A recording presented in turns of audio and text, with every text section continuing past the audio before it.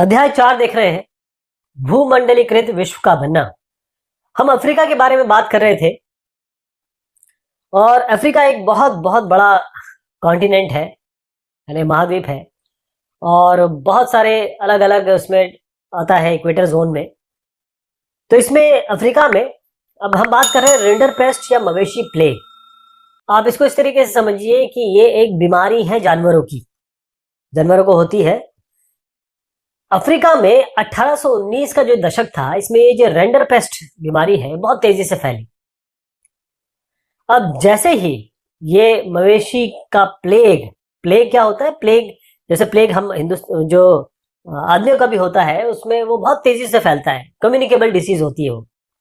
तो इससे जो यहाँ के लोग हैं, अफ्रीका के लोग हैं, वो क्या खाएंगे और वहां की जो लोकल अर्थव्यवस्था है, इकोनॉमी है, उस पर बड़ा बहुत गहरा असर पड़ा। कैसे यूरोपीय साम्राज्यवादी जो ताकत है, उनका क्या रोल था इसमें? एक दुर्घटना हुई कि ऐसा इस प्रकार का प्लेग फैल गया। अब ये जो प्लेग फैला, इससे हजारों लोगों का जीवन बदल गया।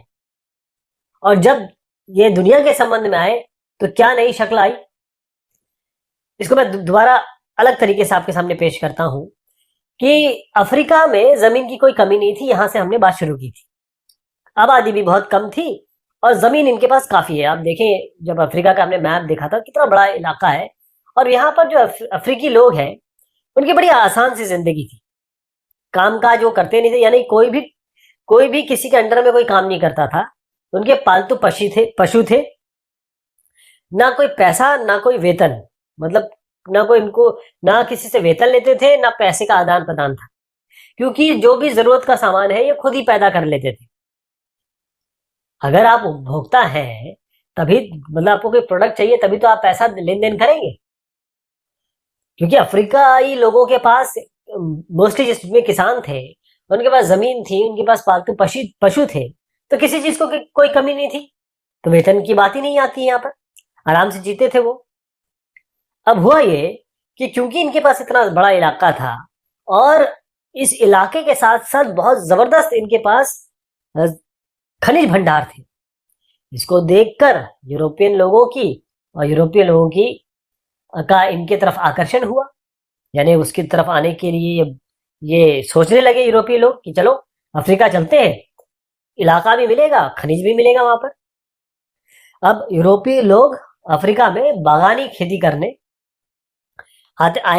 वो इसलिए आए कि वो बागान बना के खेती करना चाहते थे। साथ में जो खदान है, जहाँ खनिज भंडार कहाँ से निकलेंगे? खदान से। वो उनको निकालना चाहते थे ताकि वो यूरोप में भेज दे उनको। अब उनके सामने जो समस्या आई वो तो बिल्कुल अनप्रेसिडेंटेड थी। मतलब वो सोच भी नहीं सकते कि कैसी समस्या है कि जब वो लोग यहाँ पर आए, अब यूरोपीय पूरा का पूरा तो यूरोप नहीं उठ के आ गया, कोई पूरा का पूरा कोई देश तो उठ के आ नहीं गया। कुछ लोग आए। अब उनको अगर कोई काम करना है, जैसे खदान खोदनी है या बागान में खेती करनी है, तो उन्हें लोग चाहिए। और लोग तभी काम करेंगे जब उनको जरूरत होगी। यानी कोई भी तनख्वाह पे काम करना नहीं चाहता था, कोई भी सैलरी पे काम करना नहीं चाहता था, जो मैंने आपको ये कारण बताया। यानी कि मजदूरों को भर्ती करना बहुत जरूरी था उनके लिए, यूरोपीय लोगों के लिए। तो उसके लिए इन्होंने बहुत सारे हथकंडे अपनाए यूरोपियों ने, लेकिन अफ्रीकियों ने उसकी बात मानी नहीं उस समय तक। यानी कि पहले तो उनपे बहुत सारे टैक्स डाल दिए इन्होंने, और ये भी कहा कि भुगतान तभी किया जा सकता है जब वो जो कर जो देना है, जो अफ्रीकी लोगों को कर देना है, वो उनके बागान में आए, और जो खदान आए, बागान और खदान में आके काम करे। और भी इन्होंने काश्तकार जो थे, जिनके पास जमीन थी, उनको हटाने के लिए जो उत्तराधिकार कानून है कि जब बाप है और उसके बेटे को जमीन मिल जाएगी, वो कानून भी इन्होंने बदल दिए। मतलब ये था कि परिवार का केवल एक ही सदस्य होगा जिसको संपत्ति मिलेगी। मतलब अगर एक बच्चे के या ये कहें एक बच्चे के 3-4 भाई बहन है, या कहें एक बाप के 4 या 5 बच्चे हैं, तो एक ही को मिलेगा जमीन, बाकी सब को पैतृक संपत्ति नहीं मिलेगी। मतलब पूरी तरीके से इन्होंने ये कोशिश की, यूरोपियों ने, कि ये लोग आके काम करें बागानों और खदानों में। ठीक। ये भी कर दिया कि उनको बंद भी कर दिया, घूमने फिरने पर उनकी पाबंदी भी लगा दी, बहुत कुछ काम किया इन्होंने। लेकिन अल्टीमेटली जो अफ्रीकी थे वो अपनी जिंदगी में खुश थे, पशु चराते थे, उनका दूध पीते थे, उनका गोश्त खाते थे और थोड़ी बहुत सब्जी उगा के खा लेते थे, बस इसमें खुश थे। लेकिन ये ऐसा रहा नहीं, क्योंकि रेंडर पेस्ट ये जो नाम है, इस नाम की एक बीमारी फैल गई पशु रोग। अब ये अफ्रीका में जो रेंडर पेस्ट बीमारी है, ये सबसे पहले 1880 के दशक में के आखिरी सालों में दिखाई दी थी। इसमें जो इतालवी सैनिक है, उनका पेट भरने के लिए एशिया से जानवर लाए जाते थे।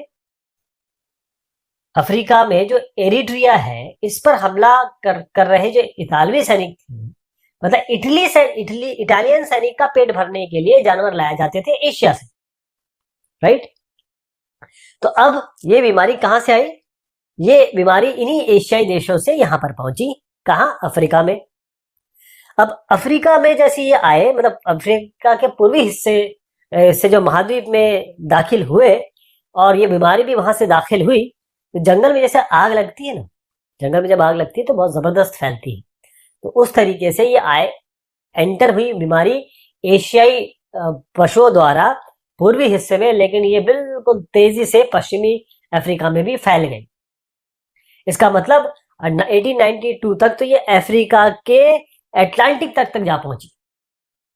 5 साल के बाद ये बिल्कुल धुरी, मतलब अगर आप देखें, मान लीजिए आप कहें ट्यूनीशिया सर है तो दक्षिण अफ्रीका पैर है इसका, आपके अफ्रीका का, तो वो दक्षिण अफ्रीका तक जा पहुंची, यहां तक। तो ऊपर से नीचे तक, दाएं से बाएं तक पूरी जगह ये रेंडर पेस्ट फैल गया। हुआ क्या इससे 90%, मतलब अगर 100 जानवर हैं तो 90 जानवर मर गए। पूरे अफ्रीका के 90 जानवर 100 में से मर गए, 90% मवेशी मर गए। अब आया वही चीज सामने, क्योंकि हमने जो बात शुरू की थी, अफ्रीकी जो थे पूरी तरीके से अपने मवेशियों पे डिपेंडेंट थे। पशु खत्म हो गए। अब जब पशु खत्म हो गए तो कहां से खाएंगे, कहां से रहेंगे, कैसे करेंगे? तो अब ये जो अफ्रीकी है, उनको बागानों में और खदानों में इसमें डालना बहुत आसान हो गया, क्योंकि जो औपनिवेशिक या फिर जो यूरोपीय शक्तियां थी, उन्होंने इनके जो बच्चे कुछ है, मतलब 100 में से 90 तो चले गए, 10 बचे, और 10 जो है वो इन्होंने कब्जे में कर लिए, जिन्होंने उपनिवेश बनाया था, राइट। इस तरीके से जो बचे कुछ उन्होंने पकड़े और फिर उसके बाद पूरे अफ्रीका को जीता इन उपनिवेशकारों ने, ये जो यूरोपीय जिन्होंने कॉलोनी वाले थे उन्होंने बनाया यहाँ पर। और उसके बाद इनको बेहतरीन तरीके से, मतलब बेहतरीन इनको मौका मिल गया इस बीमारी के कारण कि कैसे वो अफ्रीका को या अफ्रीका के लोगों को अपने गुलाम बना सके। तो ये सारी कहानी इसमें आई है, खास तौर पे अफ्रीका के संदर्भ में। अब भारत से अनुबंधित श्रमिकों को जाना, जब भी आप किसी को काम पे रखते हैं, आप क्या करते हैं? जब 2-4 लोगों को, जैसे काम की जो मेड को बुलाते हैं, तो 2-4 मेड बुलाते हैं, उनमें जो सबसे सही लगती है आपको, सबसे कम पैसे में काम करने वाली होती है, उसको आप रख लेते हैं, ये तो करते हैं। तो इस तरीके से ये अनुबंधित श्रमिक की बात हो रही है। भारत में जो अनुबंधित मतलब होता है कॉन्ट्रैक्ट में, मतलब एक लिखित, उसमें लिखित एक एंट्री की जाती है, कॉन्ट्रैक्ट बनाया जाता है 2 लोगों के बीच में, तो इनको गिरमिटिया भी कहा जाता है। ये बड़ा एक अलग, इसमें केवल भारत के लोग नहीं है, कई जगह से गिरमिटिया चीजें हुई हैं। अब ये हुआ कि जहां पर गरीबी है, जहां पर उत्पीड़न है, जहां लोगों को दिक्कत है, वहां के लोगों को अगर आपने सामने एक बात पेश की, देखिए साहब, आपको ऐसी जगह ले जाया जाएगा जहां पर आपको अच्छा पैसा भी मिले, अच्छा काम भी मिले। तो भारत और चीन के बहुत सारे मजदूर बागान में, खादान और सड़क निर्माण या जो भी रेलवे निर्माण, जो भी परियोजनाएं चल रही थी दूसरे देशों में, वहां भेजे गए। भारत और चीन के लोग, ध्यान रखिएगा, तो ये जो भारत और चीन के लोग हैं, भारतीय की बात करें तो इनके सारे कॉन्ट्रैक्ट किया जाता था, अनुबंधित श्रमिक कहते थे। और ये अनुबंध या इनके बीच में एक एग्रीमेंट होता था कि भाई आपने ये कहा, मैंने ये कहा, नीचे साइन करेंगे। अनुबंधों की शर्त में ये होता था कि आप जब 5 साल काम कर लेंगे उस जगह पे, जहां भी जिस भी जगह आपको ले जाया जाएगा, चाहे आपको गुयाना ले गया जाए, चाहे आपको फिजी, चाहे पेरू, जहां भी ले जाया जाए, आप 5 साल काम करके वापस लौट जाएंगे। तो भारत के बहुत सारे जो अनुबंधित श्रमिक थे, वो श्रमिक, वो लेबर, वो काम करने वाले जो इस एग्रीमेंट के तहत गिरमिटिया नाम से वहां गए, वो पूर्वी उत्तर प्रदेश, बिहार, मध्य भारत और तमिलनाडु के उस इलाकों से थे जहां पर दिक्कतें थी, जैसे कि सूखे इलाके जो यहां पर ऐसा हुआ क्योंकि इस जगह पे 19वीं सदी में बड़ी हालत खराब थी, कुटीर उद्योग खत्म हो रहे थे और जमीन का भाड़ा जो रेंट है वो बहुत बढ़ गया था। बागानों के लिए जमीनों को साफ किया जा रहा था। इससे गरीबों के जीवन पर बड़ा गहरा असर पड़ा। अब वो चीजें चुका नहीं पा रहे थे, भाड़ा नहीं चुका पा रहे थे, जो बढ़ाई की जमीन उन्होंने ली थी, तो कर्जा उनपे बहुत चढ़ने लगा। तो काम की तलाश के लिए अब वो घर बार छोड़ने के लिए भी तैयार हो चुके थे। तो ये एक चित्र देखिए, ये ट्रिनिडाद वेस्ट इंडीज में एक आइलैंड है। इसमें एक कोकोआ बागान में भारत के लोग जो गए थे वो काम कर रहे हैं। आप देखिए साड़ी से आपको पता चल रहा होगा कि ये भारतीय लोग हैं, चेहरे से ज्यादा नहीं पता चलेगा। तो इनको कहाँ भेजा जाता था? जो इंडेंचर्ड लेबर है या अनुबंधित श्रमिक जो है, जिनके बीच में कॉन्ट्रैक्ट किया गया है, उनको Trinidad, Guyana, Suriname, Mauritius, Fiji ले जाया जाता था। और जो तमिल थे, जो साउथ इंडिया के लोग थे, उनको सिलोन और मलाया लेके जाया जाता था। सिलोन और मलाया। और बहुत सारे जो इंडेंचर्ड लेबर है, श्रमिक है, उनको आसाम के चाय बागानों में भी काम करने के लिए भेज दिया जाता था। अब इसका काम कौन करते थे? मजदूरों की भर्ती कौन करता था? मजदूर है उसकी भर्ती करी कौन करते थे काम? एजेंट काम करते थे, एजेंटों को कमीशन मिलता था। अब बहुत सारे जो गरीब थे, वो गरीब थे, वो पीड़ित थे, तो वो आराम से इन अनुबंधों को, इस एग्रीमेंट को मान लेते थे। और एजेंट भी बहुत सही जानकारी नहीं देते थे उनको, वो कहाँ जाना है, क्या साधन होगा यात्री का, क्या काम करेंगे वहां पर, और वहां जाके उनकी हालत कैसी होगी, ये सही जानकारी नहीं मिलती थी उनको। बहुत सारे लोगों को ये भी नहीं बताया जाता था, प्रवासियों को जो भारत से जा रहे हैं, कि लंबी समुद्री यात्रा करनी है। आप ये देखिए कि लंबी समुद्री यात्रा लोग करते नहीं थे, हमारे देश में इसको गलत माना जाता था। लेकिन अगर कोई लोग इस अनुबंध पे राजी नहीं हो रहे होते तो उनका अपहरण तक हो जाता था। तो ये सब चीजें थी कि किसी को भेजना है अगर काम करने के लिए, और आपको समझ में आ गया कि हाँ इसको दिक्कत है, ये जरूर जाएगा, तो फिर पैसा बनाने के यही काम किए लोगों ने उस समय। अब अनुबंध व्यवस्था को बहुत सारे लोगों ने 19वीं सदी में, जो अनुबंध व्यवस्था थी कि एग्रीमेंट हो रहा है, जो लेबर करने जा रहा है और जो उसको लेके जा रहा है, इनके बीच में, उसका नाम दिया नई दास प्रथा। नई दास मतलब होता है कि आप किसी के अंडर में काम कर रहे हैं और उसके नौकर की तरह काम करें। नौकर तो फिर भी नौकर नौकरी कर रहा होता है, उसे पैसे मिलते, दास को तो कुछ नहीं मिलता। दास बन गए आप, उसकी हर चीज का पालन करेंगे। अब जब ये बागान में पहुंचे तब उनको समझ में आया कि वहां कितनी दिक्कतें हैं, कार्य स्थितियां, जो वर्किंग कंडीशन है वो कितनी खराब है, क्योंकि अब कानूनी अधिकार तो थे ही नहीं उनके पास। अब किसी तरीके से लोगों ने वहां पर अपना रहना गजर बसर निकाल लिया। कहीं तो जंगल भाग के चले गए, उनको पकड़ लिया जाता था, भारी सजा उनको दी जाती थी। और कई लोगों ने कहा कि देखो अब यहाँ पर आ ही गए हैं तो ऐसा करते हैं, जैसे मान लीजिए हिंदुस्तानी चले गए वेस्ट इंडीज में आ गए, वहां के लोग, वहां की चीजें पसंद आ गई, या फिर ये कहें कि मजबूरी थी तो वहीं पर रह लिए, वापस आए ही नहीं। और अगर आप देखें त्रिनिदाद में एग्जांपल लेता हूँ, त्रिनिदाद भी एक जगह है, एक आइलैंड है आपके वेस्ट इंडीज में। वहां पर एक मुहर्रम का बड़ा जबरदस्त जुलूस निकलता है, और इस जो जुलूस है उसका नाम दिया गया है होजे। ये इमाम हुसैन के साहब के नाम पे है, और इसमें बहुत सारे अलग अलग धर्म के, नस्ल के मजदूर हिस्सा लेते हैं। इसी तरीके से जो इसको नाम समझिएगा थोड़ा सा, रास्ताफारियानवाद, ठीक, इसको अगर प्रोनाउंस में सही कर रहा हूं तो ये रास्ताफारियनिज्म इसको कहते हैं। ये भी नामक एक विद्रोही धर्म है जिसे जमैका के रैगे गायब बॉब मार्ले, इन्होंने ख्याति के शिखर पर पहुंचा दिया। इसमें भी भारत के जो अप्रवासी है, कैरिबियाई समूह के बीच जो संबंध है उससे उसकी झलक मिलती है। अगर चटनी म्यूजिक देखें, चटनी म्यूजिक में हमारा जो एक चटनी म्यूजिक बड़ा फेमस है त्रिनिदाद और गुयाना का, जो चटनी म्यूजिक है इसमें यूपी खासतौर पर भोजपुरी संगीत आपको इसकी झलक दिखाई देगी। तो सम्मिश्रण हो गया लोगों का और उनके संस्कृतियों का, और इस तरीके से लोग मिल जाते हैं और नया नया रूप आयाम तय कर लेते हैं। इसमें ज्यादातर जो श्रमिक थे, मैंने जैसे बताया कि वापस लौटे ही नहीं, वो वहीं पर रह गए।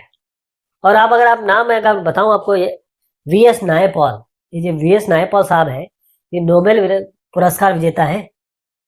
अगर आप वेस्ट इंडीज के खिलाड़ियों का नाम सुने, शिव नारायण चंद्रपॉल, राम नरेश शर्मन, बिशु, एक बिशु बॉलर है, स्पिनर, स्पिन करते हैं। ऐसी और भी अगर हम इसमें नाम ले, राम पॉल बॉलर है, फिर तेज बॉल करते हैं। ये सब जो लोग हैं, इनके नाम हिंदुस्तानी क्यों दिख रहे हैं आपको? राम नारायण तो किसी का ना, शिव नारायण या राम नरेश तो नहीं हो सकता, अगर कोई करीबी ही हो। ये यही के लोग हैं जो वहां गए और बस गए, और ये उनके वंशज हैं, चंद्रपाल साहब और ये चंद्रपाल और सरवन साहब। अब हुआ ये कि 20वीं सदी का जब शुरुआत हुआ, तो हमारे देश के जो राष्ट्रवादी नेता है, वो इसको गलत मानने लगे। जो आप अनुबंध करा के लोगों को वहां तक भेज रहे हो, इसको बड़ा अपमानजनक और क्रूर व्यवस्था मानी कि आप इंडेंचर्ड लेबर कर रहे हो, यहां से वहां तक लोगों को भेज रहे हो। तो इसके कारण 1921 में इसको खत्म कर दिया गया। इसके बाद भी बहुत समय तक जो भारतीय अनुबंधित मजदूर है, उनके जो वंशज है, जिसमें जिनका नाम लिया, वो अल्पसंख्यक की तरह रहते रहे वहां पर। उनको कुली माना जाता था और कुलियों जैसा सामान ढोने वाला वैसा इनका बर्ताव किया जाता था। लेकिन अब देखिएगा कि जो ये जिनको नोबेल पुरस्कार मिला है, वीएस नायपॉल साहब, उनके जो उपन्यास है, ये बेसिकली उपन्यासकार हैं, ये उपन्यास लिखते हैं। तो इनके उपन्यासों में भी ये सब चीजें देखी जा सकती है कि कैसे हिंदुस्तानियों को वहां पर परायेपन के साथ की तरह देखा जाता था। लेकिन आज वो लोग सब उसमें रच बस गए हैं। ये एक अनुबंधिक श्रमिक गिरमिटिया मजदूर के अनुबंध का फॉर्म है, बाकायदा एक फॉर्म बनता था, साइन किए जाते थे, देखिए सील भी लगी हुई है। तो ये एक बाकायदा दो लोगों के बीच में, दो पार्टी के बीच में एक कॉन्ट्रैक्ट होता था, इसीलिए इसको इंडेंचर्ड लेबर या अनुबंधिक श्रमिक या गिरमिटिया मजदूर कहते हैं। अब हम अगर आगे और बात करें, तो इसमें आता है विदेश में भारतीय उद्यमी मतलब ये होता है कि जो इंडस्ट्रियलिस्ट कह ले या उद्यम मतलब होता है इंडस्ट्री या उद्योग लगाने वाले लोग, जो लोग हैं। तो विश्व बाजार के लिए खाद्य पदार्थ और जो फसलें उगाने के वास्ते किसकी जरूरत थी? पैसे की, पूंजी की जरूरत पड़ती है। तो बड़े बागान जो है, उसके लिए तो बाजार और बैंकों से पैसा आराम से लिया जा सकता है। लेकिन छोटे मोटे किसानों का क्या होता है, उसके बारे में भी तो बात की जाए। तो यहां पर साहूकार और महाजन हमारे नजर में आते हैं। उस समय होता यह था, मैं इनका नाम अगर एग्जांपल दे सकूं, आपने शिकारीपुरी श्रॉफ और नट्टू कोट्टई चेट्टियारों, इनके बारे में जरूर सुना है। ये उन बहुत सारे बैंकरों और व्यापारियों में से वो लोग हैं जो मध्य और दक्षिण पूर्व एशिया में निर्यात करने के लिए खेती के लिए कर्ज देते थे। मतलब ये वो लोग हैं जो खेती के लिए कर्ज देते थे, ताकि वो जो खेती हो उसका निर्यात किया जा सके। इसलिए वो अपने जेब से पैसा लगाते थे, या फिर वो यूरोपीय बैंकों से कर्जा लेते थे। क्योंकि ये निर्यात के लिए खेती की जा रही है और उसी के लिए वो ऋण दे रहे हैं, इसी के लिए वो पैसा दे रहे हैं। तो बाकायदा बाहर भेजने के लिए, सामान बाहर भेजने के लिए उनके पास पूरी एक व्यवस्था थी, यानी कि बाकायदा संगठन थे, और कैसे यहां से वहां जाना सब कुछ तैयार था, सारी इंतजाम वहां पर उन्होंने कर रखे। अब अफ्रीका में जो यूरोपीय उपनिवेशकारों के पीछे पीछे भारतीय व्यापारी और महाजन भी पहुंच गए। जैसे पहले तो अफ्रीका में कौन पहुंचा? यूरोपियन उपनिवेशकार पहुंचे, जैसे स्पेनिश हो गए, पोर्चुगीज हो गए, ये सब पहुंच गए, ब्रिटिश पहुंच गए। उसके बाद इनके पीछे कौन पहुंच गया? हिंदुस्तानी व्यापारी और महाजन। हिंदुस्तानी व्यापारी और महाजन के बारे में बात की जाती है। व्यापारी मतलब ट्रेडिंग करने वाले, है ना, वो लोग ये लोग बहुत ही अपने काम में पक्के होते हैं। हैदराबादी सिंधी तो इसको छोड़िए, वो तो यूरोपीय उपनिवेशों को की जगह जो थी उससे भी आगे पहुंच गए। इन्होंने क्या किया, 1860 में जो जितने बड़े बड़े बंदरगाह थे, जितने बड़े बड़े डॉक थे, यानी कि जहां पर आके शिप रुकते थे, वहां पर अपने बड़े बड़े एम्पोरियम खोल दिए इन्होंने। और ये जगह जो थी, वहां पर जो टूरिस्ट आते थे उनके लिए बड़ी आकर्षक जगह हो गई, जहां पर विदेशी सामान मिलता था। तो ये एक बड़ा फलता फूलता कारोबार था। लेकिन उसका कारण ये था कि आराम से जलपोत से, मतलब शिप से लोग आ रहे हैं, देख रहे हैं, सामान लेके जा रहे हैं। तो ये कहानी है विदेश में भारतीय उद्यमियों ने किस तरीके से उनका रोल था, उन्होंने क्या किया। जहां जहां यूरोपियन गए उनके पीछे पीछे ये चले गए और वहां पर उन्होंने अपना आधिपत्य जमा लिया, क्योंकि ट्रेड के हिसाब से, खरीद फरोख्त के हिसाब से हिंदुस्तानी बहुत बढ़िया होते, बहुत समझदार होते। भारतीय व्यापार, उपनिवेशवाद और वैश्विक व्यवस्था। आपको याद होगा कि जो हिंदुस्तान में बहुत पतला या महीन कपास था, वो निर्यात होता था यूरोपीय देशों में। अब जैसे औद्योगिकरण हुआ, यानी इंडस्ट्रियलाइजेशन जब हुआ, ब्रिटेन में इंडस्ट्रीज लगने लगी, तो कपास का उत्पादन बहुत बढ़ गया वहां पर। इससे जो उद्योगपति थे उन्होंने ये कहा कि देखिए, आप ये कपास लेके आ रहे हैं हिंदुस्तान से, इसको रोकिए, और जो ये हम ब्रिटेन में जो पैदा कर रहे हैं उसको बढ़ावा दीजिए। तो इससे क्या हुआ, ये कहने पर क्या हुआ, ब्रिटेन में जो आ रहा है कपास, कहां से आ रहा है, हिंदुस्तान से आ रहा है फिलहाल के लिए, मान लीजिए, तो उस पर सीमा शुल्क डाल दिया उन्होंने। अब जब सीमा शुल्क डाल देंगे तो यहां से सामान कैसे जाएगा, कि यहां से एक तो मेहनत भी करो, बनाओ भी और भेजो, और वहां पर इतना बड़ा शुल्क पे कर रहे हो, आप उतना बड़ा रेंट पे कर रहे हो, है ना, टैक्स पे कर रहे हो। ये ईस्ट इंडिया कंपनी का चित्रण यहाँ पर किया गया है। ईस्ट इंडिया कंपनी हाउस है बाकायदा, ये लंदन में। तो 19वीं सदी की जो शुरुआत है उसमें जो ब्रिटिश कपड़ा, क्योंकि अब जब वो ब्रिटिश कपड़ा इंडस्ट्रियलाइजेशन के बाद ब्रिटिश कपड़ा बनाने लगे, तब उसको बेचना भी है, तो नए नए बाजार ढूंढने लगे। अब हो यह गया कि सीमा शुल्क जो उन्होंने लगा दिया था, उस व्यवस्था के कारण ब्रिटिश बाजारों से कौन सी चीज बाहर होगी, भारतीय कपड़े तो पहुंच नहीं पा रहे थे, क्योंकि जबरदस्त सीमा शुल्क लगा दिया उन्होंने। और अगर वो कहीं और भी जाते थे, जैसे अंतर्राष्ट्रीय बाजारों में चले गए कहीं और, तो वहां पर किससे, वहां के लोकल कपड़ों से और जो इंग्लैंड के कपड़े, उन दोनों से कंपटीशन करना पड़ता था भारतीय कपड़ों को।